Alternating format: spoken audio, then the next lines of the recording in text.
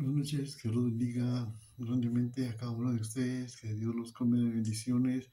A Dios sea la gloria, la honra, la alabanza y el poder, porque por Él fueron creados los cielos y la tierra, porque por Él existimos, nos movemos y somos. En el, um, en el comentario anterior habíamos hablado en el libro de Judas, capítulo 11, habíamos hablado de Balaam. Pero Balaam se menciona con otros dos personajes en este versículo. Por ejemplo, dice, hablando de los falsos maestros, es decir, del empresario que se disfraza de pastor para pues beneficiarse económicamente, ¿verdad?, de las personas. Dice, hay de ellos porque han seguido el camino de Caín y se lanzaron por lucro en el error de Balaam y perecieron en la contradicción de Coré.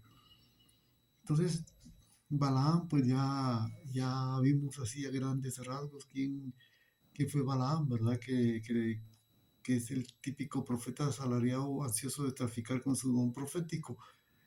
Coré, pues, él es el tipo de persona, de líder que le gusta causar división, porque no quiere ocupar un segundo, tercero o cuarto lugar, sino quiere ser el líder. Eso fue lo que le pasó a Coré, que violó el sacerdocio arónico que Dios había establecido y quería establecer su propio orden sacerdotal y pereció él y toda su tribu. Pero habíamos dicho que íbamos a hacer un breve comentario acerca de Caín. Caín representa todas aquellas religiones que, que omiten de sus enseñanzas la redención por sangre, porque eso es lo que hizo Caín. Caín se menciona en contraposición a Abel, por lo menos en los héroes de la fe. Dice que por fe Abel ofreció una mejor ofrenda que, que Caín, porque Abel sí le creyó a Dios las instrucciones que Dios había dado de que para acercarse a Dios en ese entonces, bueno, y ahora también a través de la sangre de Cristo, porque el versículo clave para este mensaje es el que menciona el apóstol Pablo, me parece que por ahí en un versículo en Hebreos 9 que dice que sin derramamiento de sangre no hay remisión de pecados, no hay remisión, no hay justificación, no hay expiación. Y viene a ver, presentó su ofrenda y derramó sangre y fue una ofrenda aceptable ante Dios. Es importante que entendamos ese punto porque estamos hablando de una interposición de víctima, es decir, lo que se llama el sacrificio vicario.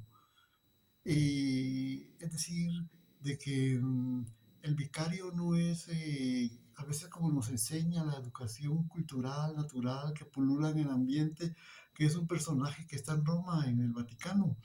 No, no, vicario es Cristo, que murió en lugar tuyo y en lugar mío, porque nosotros somos parte de una creación caída y como tales somos dignos de muerte delante de Dios.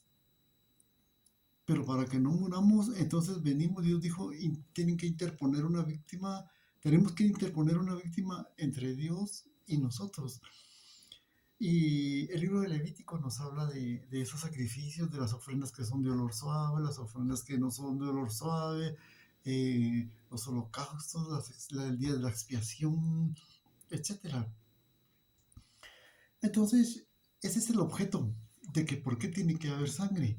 Porque a la hora de presentarnos nosotros delante de Dios,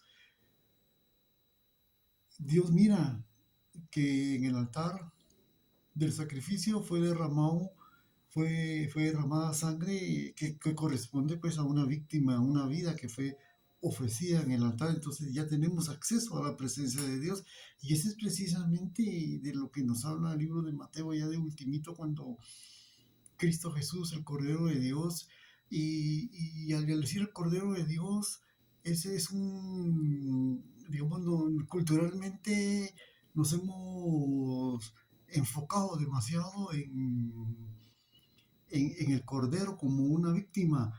Digamos, por ejemplo, el libro de Levítico, que es el libro de las ofrendas levíticas, porque de ahí viene la palabra de que era de la tribu de Leví, que era una tribu sacerdotal.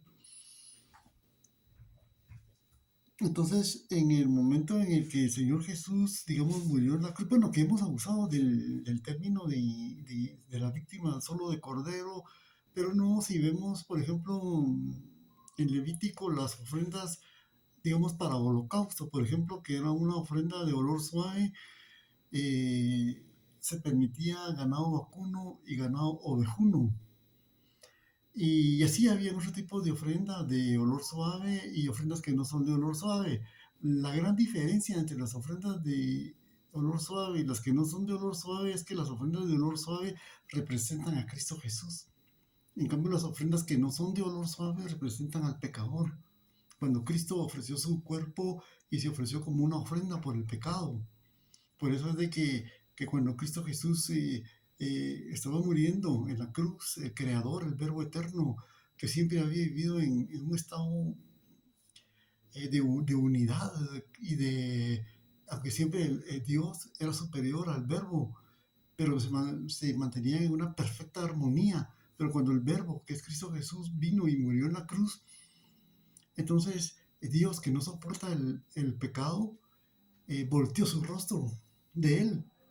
Por eso Jesús dijo, Dios mío, ¿por qué me has desamparado? Y el Salmo 23 es el lugar santísimo de la Biblia, es donde Jesús, pues, vemos que él ahí está prácticamente ya en su eh, etapa final de todo ese trato brutal al cual él fue sometido por causa de los soldados romanos. Y finalmente, pues ahí vemos que él está clavado en la cruz en ese salmo, en el Salmo 22. En el Salmo 22. Entonces, eh, digamos, por ejemplo, entre las ofrendas de olor suave estaba el holocausto. El holocausto tenía una particularidad en relación a los demás sacrificios y era que se consumía por completo. Habían sacrificios, por ejemplo, los sacrificios de paz, que también eran ofrendas de olor suave, pero esas no se consumían del todo. Dejaban el pecho, dejaban la espaldilla de la víctima del becerro, digamos, y luego se lo ofrecían a Jehová, a Dios, se lo ofrecían a Dios en, como ofrendas mecidas. Ahora el holocausto era una ofrenda eminentemente encendida, ¡fum!, porque significaba la entrega absoluta de Cristo Jesús al Padre, su devoción pues ininterrumpida. Por eso una de las características del holocausto es que el fuego siempre estaba encendido, aunque no estuviera la víctima ardiendo en ese momento, porque ese fuego representa la imperecedera devoción de Cristo Jesús hacia el Padre, una obra que solo Él pudo haber hecho. Porque nosotros no, pues a nosotros se nos olvida que somos sacerdotes, ¿no? Es decir, cualquier cosa nos entretiene y nos entretiene y se nos olvida que somos sacerdotes. Pero Cristo no, Él sí fue perfecto delante del Padre. Y yo les agradezco su atención a este mensaje tan importante y vamos a continuar en la medida que Dios nos vaya permitiendo. Que Dios los bendiga grandemente. Que pasen muy buena noche.